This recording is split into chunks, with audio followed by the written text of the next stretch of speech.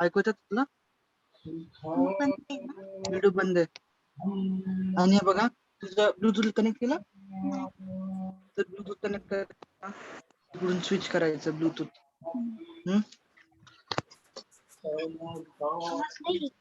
Full कर ना.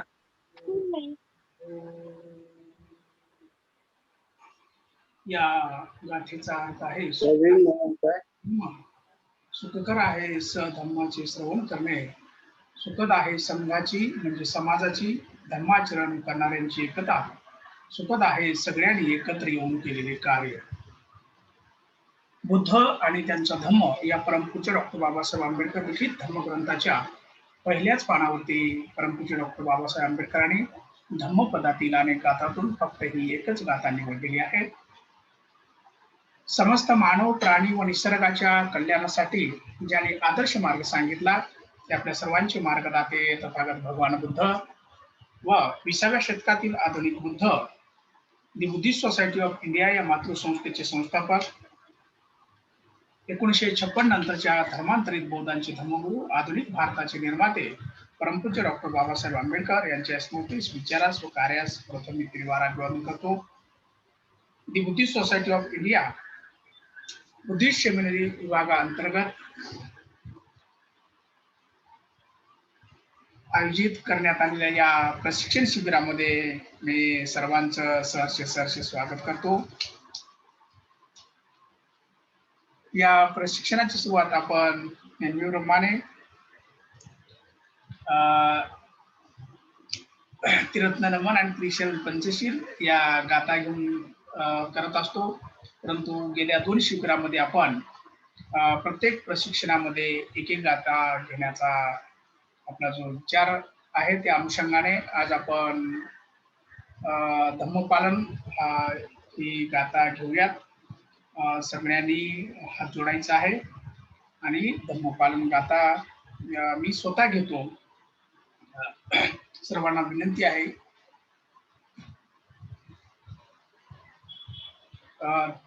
धम्मपालन गाथा नाही धम्मवंदना.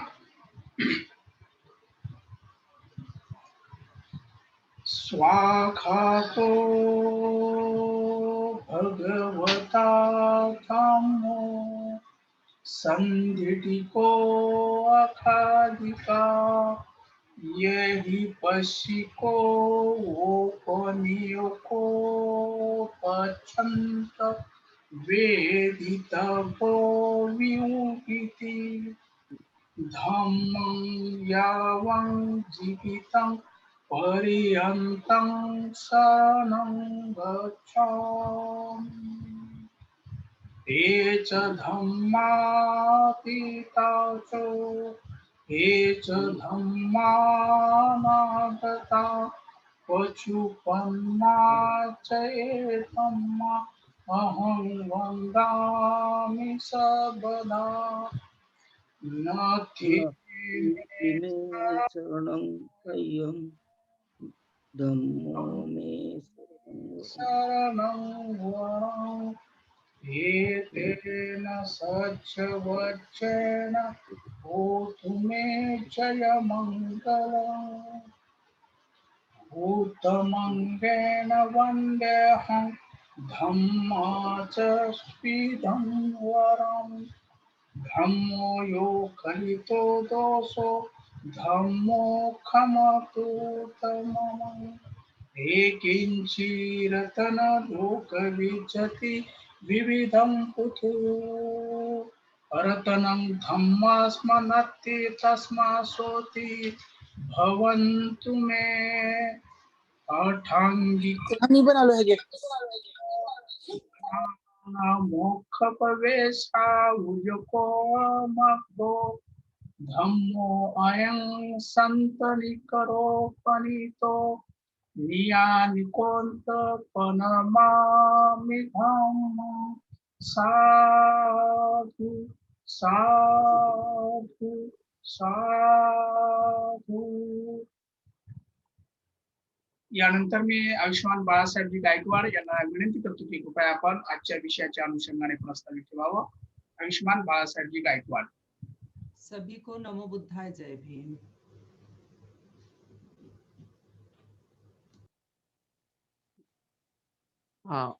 The Buddhist society of India Buddhist seminary तर्फे आयोजित बौद्ध धम्म प्रशिक्षण शिबिरामध्ये आपले सर्वांचे पुन्हा एकदा हार्दिक स्वागत.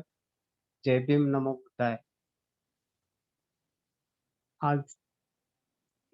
आज आपलं झूम ऑनलाईन क्लासरूम मध्ये आपण आज महामंगलसूत्र यावर आपण ऐकत आहोत आणि मागच्या आपल्या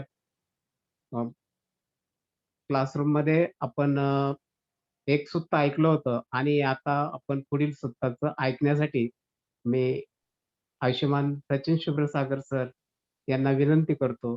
सरजी. खूप खूप धन्यवाद आयुष्यमान बाळासाहेबजी गायकवाड, आयुष्यमान डॉक्टर राजाराम बडगे सर. उपस्थित रविवारच्या या धम्म प्रशिक्षण शिबिरामध्ये सर्व सन्माननीय धम्म प्रशिक्षकांचे मनापासून स्वागत. आपल्या सर्वांना सविनय जय भीम, नमो बुद्धाय. आणि मला वाटतं की रविवारची वेळ ही ठीक वाटते कारण सगळ्यांचे चेहरे अतिशय प्रसन्न दिसत आहेत. कदाचित दुपारच्या चहा नंतर जरा तरतरीतपणा आलेला असेल, है की नाही, असं आपण समजू शकतो. चला, धम्म प्रशिक्षक स्तराचा कालावधी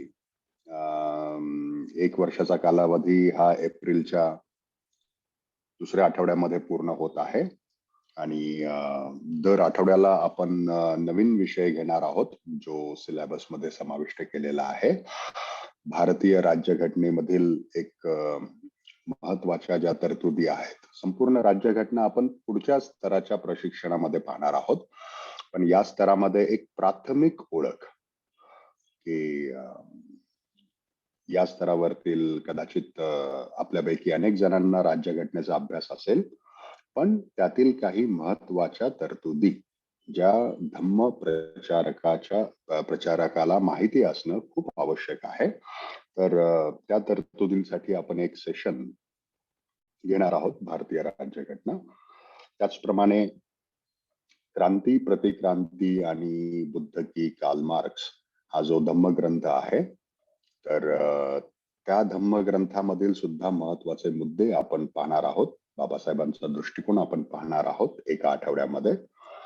आणि वज्जी सुत्त म्हणजे सप्त अपरिहानीय धम्म जे तथागत गौतम बुद्धांनी समाजाच्या विकासासाठी एक बलशाली प्रबळ समाज कसा निर्माण होतो त्यासाठी हे 7 सूत्र कशी महत्वाची आहेत, एक प्रबळ बौद्ध समाजाच्या निर्माणासाठी ही 7 सूत्र कशी उपयोगी पडणार आहेत, तर त्यासाठी ती वज्जी सूक्त आहेत, सप्त अपरिहानीय धम्म.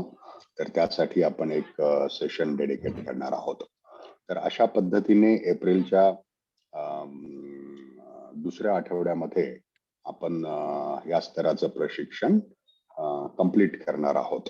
आणि त्याच्यानंतर ग्रुपवर सांगितल्याप्रमाणे एप्रिलच्या शेवटच्या आठवड्यामध्ये सर्व धम्म प्रशिक्षकांची एक परीक्षा होणार आहे आणि जे परीक्षेमध्ये उत्तीर्ण होतील तर त्यांना पुढच्या स्तराच्या प्रशिक्षणासाठी समाविष्ट करून घेतलं जाईल.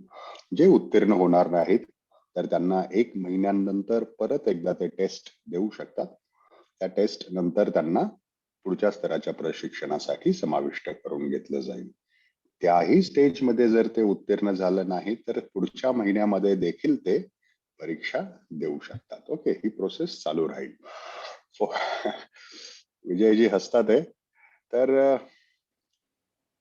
याचा हेतू हाच आहे की आतापर्यंत आपण जे शिकलेलो आहोत तर ते तुम्ही आत्मसात केलेलं आहे का नाही, ते तुम्ही आत्मसात करावं हा त्याचा हेतू आहे. इथे कुणाला आपल्याला प्रूव्ह करायचं नाही, तर ते आत्मसात करायचंय आपल्याला. आणि जर आत्मसात आपण जर केलं नाही तर मग धम्म प्रशिक्षक म्हणून तरी आपण कसं लोकांच्या समोर जाणार. किंवा धम्म प्रशिक्षक म्हणून आपण व्यक्तिमत्व कसं घडवणार, हा सुद्धा एक प्रश्न आपल्या सर्वांच्या समोर आहे. महामंगल सूत्र जे मागच्या आठवड्यामध्ये आपण सुरू केलं होतं, खरं तर संपूर्ण धम्माचा सार या महामंगल सूत्रामध्ये आहे. जर तुम्ही फक्त हे महामंगल सूत्र जरी तुम्ही आत्मसात केलं तरी संपूर्ण धम्म तुम्ही आत्मसात केल्यासारखं होतं. म्हणून विशेष सेशन आपण या महामंगल सूत्रावरती घेतलेलं आहे. आता हे महामंगल सूत्र आपण अभ्यास करत आहोत, पण याचा आणखीन एक पैलू तुम्ही लक्षात घ्या या महामंगल सूत्राचा, की हे एक सूत्र आहे की महान असं मंगल काय आहे. महामंगल सूत्र याला फक्त मंगल सूत्र असं का म्हटलं नाही, महामंगल सूत्र असं का म्हटलं असावं? तर याचा अर्थ कोणी सांगू शकेल का मला? आजचं हे सेशन तुमची चाचणी देखील असणार आहे, हे सगळ्यांनी लक्षात ठेवा. कारण खूप सोपी ही मंगलसूत्र आहेत. तर त्या मंगलसूत्राचा तुमचा अर्थ सुद्धा तुम्ही काय लावता हे देखील खूप महत्वाचं राहणार आहे. तुमच्या आतापर्यंतच्या अभ्यासानंतर, अध्ययनानंतर, एका आकलनानंतर तुम्ही ह्या सूत्राचा अर्थ काय लावता, तर ही सुद्धा आपण एक चाचणी आपण आजच्या सेशन मध्ये घेणार आहोत. तर महामंगल, सिर्फ मंगल क्यों नहीं लगाया, महा क्यों इसको शब्द लगाया, कोई बता सकता है?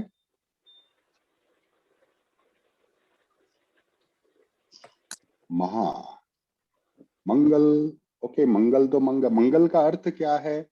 जो हितकारी है, जो कल्याणकारी है, ये मंगल का अर्थ है. महाशब्द लगाने की क्या जरूरत है? सर, ज्याप्रमाणे तुम्ही सांगितलं की सर्व धम्माचं सार ह्या मंगलसूत्रात आलं आहे, तर धम्म तर किती म्हणजे अनलिमिटेड आहे, खूप मोठा आहे. तर त्याला संक्षिप्त रूपात पण तेवढ्याच प्रभावी तऱ्हेने ऍक्टिव्ह ज्याला आपण म्हणू शकतो, शॉर्ट पण पूर्ण ज्याचा सार आला आहे ते महा. विशाल त्याचा आहे छोट, पण त्याचा अर्थ किंवा त्याच्यातून बोध जो आहे हा विशाल आहे. ओके, तर मंगलचा अर्थ जे कल्याणकारक आहे, जे हितकारक आहे आपल्या स्वतःसाठी आणि इतरांसाठी, असा त्याचा अर्थ होतो. आता हितकारक अशा अनेक गोष्टी असतात. म्हणजे चांगलं भोजन करणं सुद्धा हितकारक आहे, पाणी सुद्धा हितकारक आहे, हवा सुद्धा हितकारक आहेत. अशा अनेक गोष्टी आहेत आपल्या अवतीभोवती. स्वच्छ कपडे घालणं सुद्धा हितकारक आहेत. तर अशा अनेक छोट्या अशा गोष्टी आहेत की ज्या मानवी कल्याणासाठी ज्या हितकारक आहेत. पण या अशा अनेक हितकारक गोष्टींमधून महान, श्रेष्ठ, की ज्याचं बाबा अवलंबन व्यक्तीने स्वतःच्या आयुष्यात करायलाच हवं, अशा काही निवडक गोष्टी तथागत गौतम बुद्धांनी बाजूला काढलेल्या आहेत, ज्या आवर्जून सांगितलेल्या आहेत. आणि म्हणून त्याला महामंगल सूत्र असं म्हटलेलं आहे. महा म्हणजे ज्या कल्याणकारक आहेत त्यातल्या त्यात महान, श्रेष्ठ गोष्टी. सर, महा तर को त्या बहुत भी बोल सकते हैं क्या? सर, महा को बहुत भी बोल सकते हैं? बहुत कल्याणकारी, बहुत कह सकते हैं. हाँ, बहुत भी कह सकते हैं. बहुत, लेकिन ये स्पेशल आप कह सकते हैं इसको, स्पेशल, कि इसका मतलब ठीक है, बाकी छोटी मोटी चीजें तो मतलब कल्याणकारी रहेगी, लेकिन इन जो कल्याणकारी जो चीजें जो अभी बताई है इस सूत्र में, उसका अवलंबन तो होना ही चाहिए. इसलिए होना चाहिए यदि आप धम्म का लाभ लेना चाहते हैं तो. ओके, यानी कोई भी व्यक्ति. हाँ सर, एक हम ऐसा कर सकते क्या कि जैसा भगवान बुद्ध को महापरिनिर्वाण प्राप्त हुआ, महापरिनिर्वाण महापरिनिर्वाण प्राप्त हुआ भगवान बुद्ध को। तो जैसा वो जो है उच्चतम कोटि के जो मतलब पहुंच गए थे वो, इसलिए उनको महापरिनिर्वाण। सामान्य लोगों के लिए निर्वाण, उसमें परिनिर्वाण और महापरिनिर्वाण। तो उनको महाकारुणिक कहते हैं।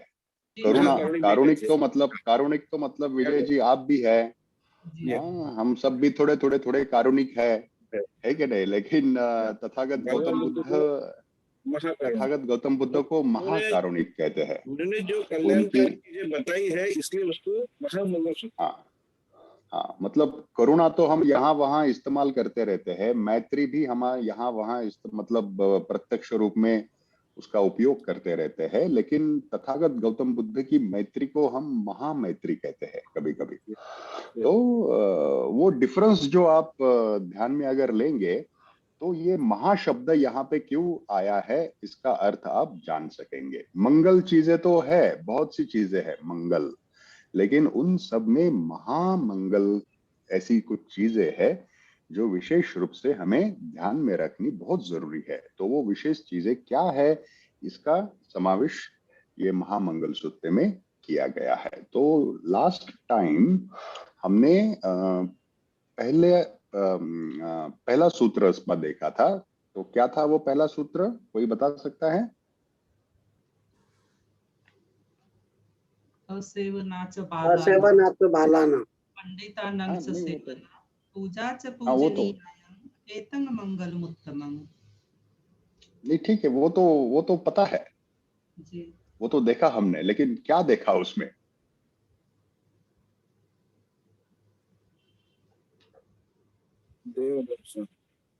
उसमें हमने कुछ इम्पोर्टेंट मूर्खांची संगत करायची नाही। मतलब मूर्ख व्यक्ति किसे कहते हैं इसके बारे में तथागत गौतम बुद्ध के हमने कुछ संदर्भ देखे। पंडित किसे कहे इसके बारे में तथागत गौतम बुद्ध ने क्या बताया है, इसके संदर्भ देखे। हमने देखा था देव ये हमारे माइंड की अवस्था है, राइट, मन की अवस्था है, राइट, बराबर है कि नहीं? देव के 3 प्रकार हमने देखे। हाँ, और देव ये मानसिक अवस्था है, ये भी हमने देखा। और उसमें विशुद्ध देव जो धार्मिक आचरण से अपना मनोविकास करते हैं वो ये कैटेगरी में आते हैं, ये भी हमने देखा। उसके बाद ये भी देखा कि मूर्ख व्यक्ति कौन है, किसे कह सकते हैं, इसके बारे में हमने देखा। पंडित व्यक्ति किसे कहते हैं और मूर्खों के संपर्क में रहने के बजाय पंडितों के संपर्क में रहना क्यों आवश्यक है, ये भी हमने देखा था। तो तथागत गौतम बुद्ध ये पहले सूत्र में से वही बताते हैं, असेवनाच बालाना पंडितानंच सेवना, मतलब पंडितों की संगति में रहना ये उत्तम मंगल है। तो पंडित किसे कहते हैं शॉर्ट में, कोई बता सकता है? रुकिए, कोई मतलब मैं पूछता हूं ही अभी। चलिए विजय जी आप ही बता दीजिए, पंडित किसे कहते हैं? कुछ भी याद हो थोड़ा बहुत बता दीजिए। जो मूर्ख लोगों की संगति में, जो मूर्ख लोग है उनकी संगति में न रहते हुए जिसके पास में अच्छे गुण है, जो उसमें कुछ ज्ञान है और वो जो ज्ञान दूसरों को बांटता है, अच्छी बातें बोलता है, कल्याणकारी बातें बोलता है, उसको पंडित कहलाता है। ओके, अभी ये सेशन आप इस तरह से आप समझ लीजिए कि आप लोगों को बता रहे हैं, ये महामंगल सूत्र का हम अर्थ जानकर आप लोगों को अपने शब्दों में, अपने अनुभव से, अपने आकलन से बता रहे हैं। चाहे वो कितना यहाँ तक तथागत गौतम बुद्ध ने जो बताया है कितना नजदीक उसके पास पहुंचता है अर्थ, इसकी चिंता आप मत कीजिए, आप प्रैक्टिस कीजिए अभी कि एक सूत्र का अर्थ भाई मुझे इतना पता है और वो इस तरह से है। ये प्रैक्टिस होनी बहुत जरूरी है। यदि आपको ये पता चल गया कि सूत्र का अर्थ क्या है, वो शब्द सही शब्दों में अगर आप लोगों के सामने रख पाएंगे तो इसका मल्टीपल इफेक्ट लोगों के ऊपर भी होने वाला है, आपके खुद के ऊपर भी ये उपयोग इसका होने वाला, इफेक्ट होने वाला है। ओके, तो पंडित शब्द का अर्थ आपने बताया। दयानंद जी, आप और कुछ ऐड कर सकते हैं? राइट शब्दों में डिस्क्राइब करने की कोशिश कीजिए। सर जी, कुशल कर्म करने वाला जो मूर्खों की संगति नहीं करे और जितना अपने जीवन में हो सके उतना ही सभी कर्म मूर्खों की संगत न करके हुए अपनी कुशल कर्म बढ़ाते जाए। जैसे अपनी कुछ व्यर्थ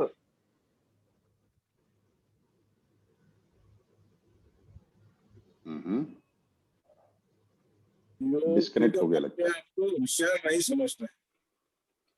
हाँ जो हाँ दूसरे लोग वे- उसको जो दूसरे लोग उसको होशियार समझते हैं, उसकी होशियारी जानते हैं, उसका ज्ञान जानते हैं।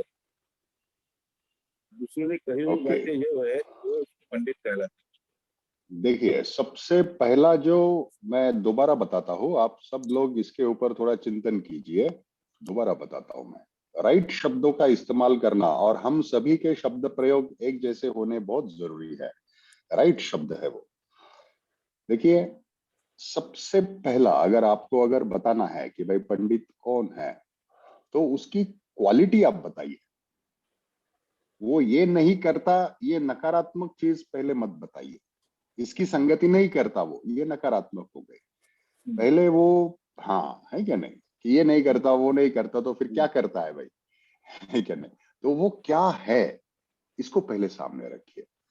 तो पंडित व्यक्ति मैंने समअप किया था कि भाई जो धम्माचरण करता है वो, ऐसे समअप किया था मैंने। तो धम्माचरण करने वाला मतलब जो व्यक्ति पहले खुद के अंदर जो भी उसकी विकार है, उस विकारों को वो नष्ट करने की प्रक्रिया पे आरूढ़ होता है। बराबर है क्या नहीं? पहले सबसे पहले तो वो है। उसके पास ज्ञान कितना है ये बात की बात हो गई। ज्ञानी तो बहुत है, लेकिन पहले योग्य व्यक्ति हम कहते हैं उससे, योग्य, कि जो विकार तथागत गौतम बुद्ध ने बताए हैं। क्या मुख्य विकार है कि भाई तृष्णा है और द्वेष है। बस तो इन विकारों को वो नियंत्रित कर रहा है क्या? वो व्यक्ति नियंत्रित है क्या ये विकार उसके? ये पहला उसका आइडेंटिफिकेशन है, मतलब शील।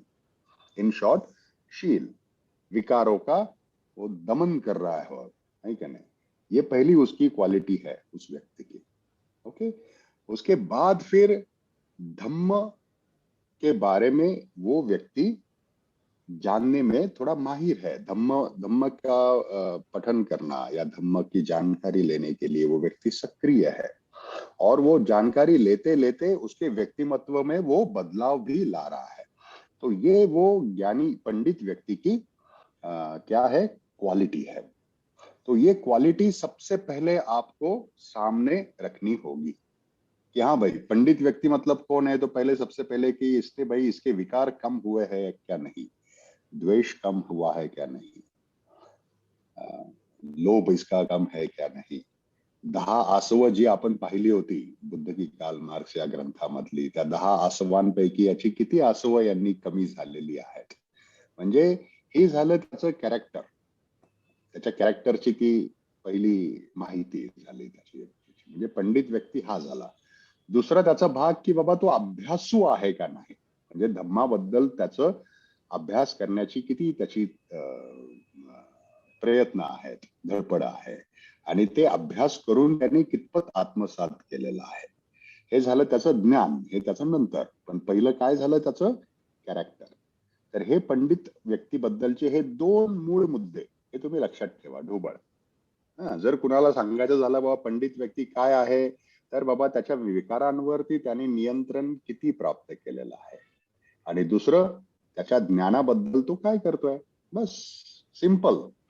फिर इस 2 पॉइंट के ऊपर आप जितना चाहे आप उतना मिक्स करके आप लोगों को प्रेजेंट कर सकते हैं अपनी भाषा में, है कि नहीं, अपने अनुभव से। लेकिन ये 2 इंपॉर्टेंट पॉइंट याद रखना बहुत जरूरी है पंडित व्यक्ति के बारे में. ओके, तो ये हमने लास्ट टाइम देखा था. इसमें एक सुत्त आहे जिथे बुद्धाने ब्राह्मणांना म्हटलं आहे की म्हणजे तेच कोण ब्राह्मण आहे किंवा कोण पंडित आहे, तर त्या सुत्तातले हे पॉइंट्स आहेत का? नाही, त्या सूत्रात ते नाही. धम्मपदामधलं ते पॉइंट्स आहेत हे मी जे सांगितलेलं आहे तर ते धम्मपदामधले पॉइंट्स आहेत की पंडित वर्ग, बालवर्ग याच्यामधलं त्यांनी ते खास करून पंडित कुणाला म्हणतात आहे ते त्याच्याबद्दलच ते पॉइंट्स आहेत. ठीक. तर त्याच्यानंतर पंडित या शब्दाची तुम्हाला एक्सप्लेनेशन करता करता मग त्याच्यामध्ये तुम्ही आणखीन क्वालिटीज आणू शकता. म्हणजे विकारांचं तर ते दमन करतच आहे तो, पण अजून क्वालिटीज कोणत्या कोणत्या टाकू शकता पंडित व्यक्तीमध्ये? आकलन क्षमता ज्यादा होती है उसमें। यस, अभी आप अपना धम्म का अध्ययन से आप क्वालिटीज को ऐड करते जाइए। हाँ, कौन सी क्वालिटीज ऐड कर सकते हैं आप धम्म का रेफरेंस लेके? हाँ, स्पोर्ट्स में माहिर है, ये है, ऐसे ऐसी क्वालिटीज नहीं चाहिए, धम्म से संबंधित क्वालिटीज। उसके आचरण में धम्म झलकता है। हाँ, नहीं क्वालिटीज, बेसिक पंचशील। क्वालिटीज, हाँ क्वालिटीज अगर लाएंगे तो पाथ ऑफ वर्च्यू, इसे क्या कहा है? पाथ ऑफ वर्च्यूज को,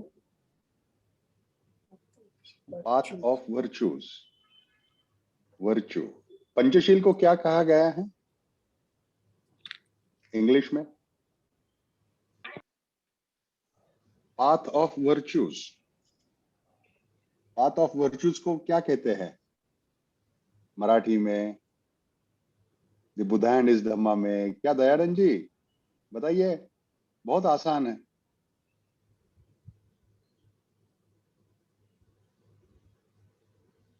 कोई भी बता सकता है पाथ ऑफ वर्च्यूज किसे कहा गया है? निब्बान का रास्ता, पारमिता। पारमिता जी। पाथ ऑफ वर्च्यूज मतलब वर्च्यूज कौन से चाहिए व्यक्ति के जीवन में? पारमिता है कि नहीं? और वो कितनी है पारमिता? 10।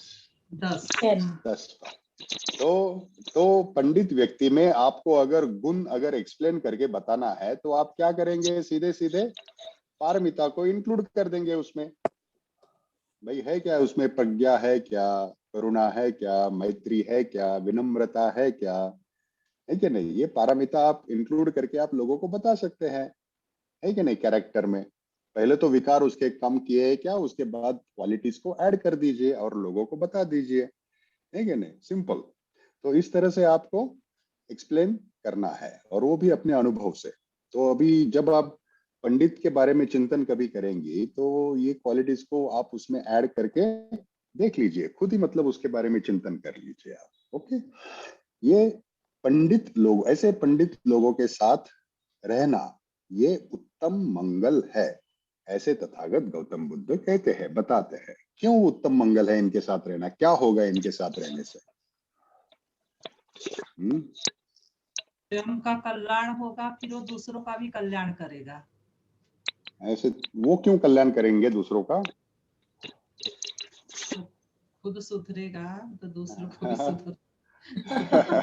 नहीं वो क्यों रिस्पॉन्सिबिलिटी ले, है कि? लेकिन ऐसे लोगों के साथ रह के क्या होता है? तथागत गौतम बुद्ध की एक स्टोरी है, बुद्धा एंड हिज धम्मा में ही शायद वो आई हुई है कहीं पे भी।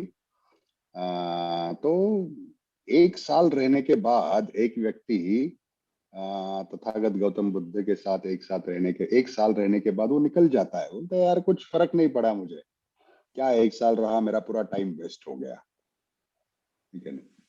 तो तथागत गौतम बुद्ध बोलते हैं कि यार मैंने कभी तुझे बोला है कि मेरे साथ रहो, 1 साल रहो, ऐसा ऐसा करो, ऐसे मैंने तुम्हें कभी कहा है? नहीं है, है क्या नहीं?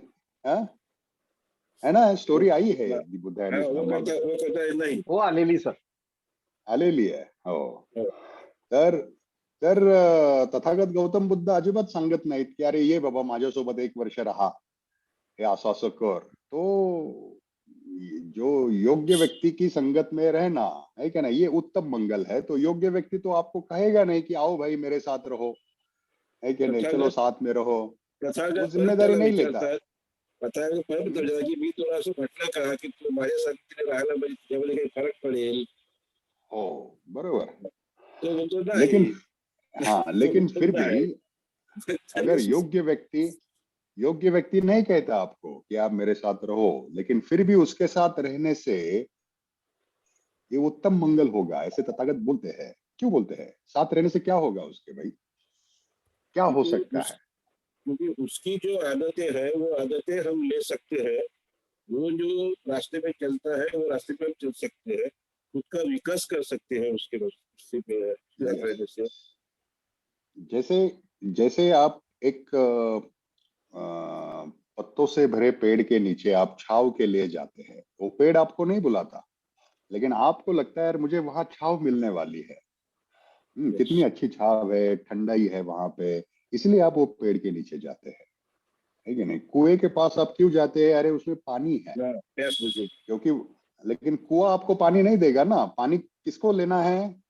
आपको लेना है, आपको लेना है वहां से। छाव छाव पेड़ आपके पास नहीं आने वाला ना चल के, छाव आपके पास नहीं आने वाली चढ़ के, आपको चल के उस छाव में जाके विश्राम करना है। मतलब क्रिया किसकी है? आपकी है, वो व्यक्ति की है कि भाई ये ऐसे अगर गुण है इस व्यक्ति में, ज्ञान है, तो वो अगर लेना है आपको, तो आपको उसकी संगत में जाना जरूरी है, तभी आप ले सकते हैं, ठीक है? नहीं तो आपको नहीं लेना। इसीलिए उसकी संगत मंगलदायक है। अगर आप ले सकते हैं तो उसकी संगत में व्यक्ति आते हैं लेकिन कुछ ले नहीं पाते, तो वो व्यक्ति मूर्खों की कैटेगरी में आ जाते हैं। जैसे उस सूप और चम्मच का उदाहरण हमने दिया था कि उसके साथ रहकर भी मतलब कुछ फायदा नहीं हुआ है उनका, है कि नहीं? लेकिन जो फायदा करना चाहते हैं, लेना चाहते हैं, वो ऐसे पंडित लोगों के संपर्क में आते हैं। तो संघ भी, तथागत गौतम बुद्ध का संघ भी ऐसे ही है बना है कि भाई यहाँ से मुझे ये मिल सकता है, ये अच्छी बातें मुझे मिल सकती है, ऐसी इनके जैसी मन की अवस्था भी मेरी हो सकती है। तो ये जानकर आप उनकी संगत में जाते हैं, इसीलिए वो उत्तम मंगल बताया है। ये है असेवनाच बालान पंडितानंच सेवना। उसके बाद कहा है पूजाच पूजनीयान एतं मंगलम उत्तमम। पूजाच पूजनीयान मतलब जो पूजा करने लायक है उनकी पूजा करना। अभी किसकी पूजा करना, क्या अर्थ हो सकता है यहाँ पर? किसकी पूजा करनी चाहिए? आपका आकलन कुछ बता सकता है? त्यांच्या गुणाची सर. नहीं, पूजाच पूजनीयान, पूज्य जनांची पूजा करणे हे एक उत्तम मंगल आहे। आई वडिलांची, आचार्यांची. पूज्य व्यक्ती कुणाला म्हणावे? आई जो वडील, जो धम्माचं आचार्य. पालन, ही क्लॅरिटी असणं खूप आवश्यक आहे आपल्यामध्ये. जो धम्माचं पालन करतो. ओके, सगळ्यात पहिल्यांदा नाही, आई जो वडील. धम्माचं पालन करतो, मग धम्माचं पालन सगळेच करतात आहे, मग सगळ्यांची पूजा करत बसायचं का? बरं, सगळ्यात अगोदर आता आपण एका शब्दाचा अर्थ माहिती करून घेऊ. जे ज्येष्ठ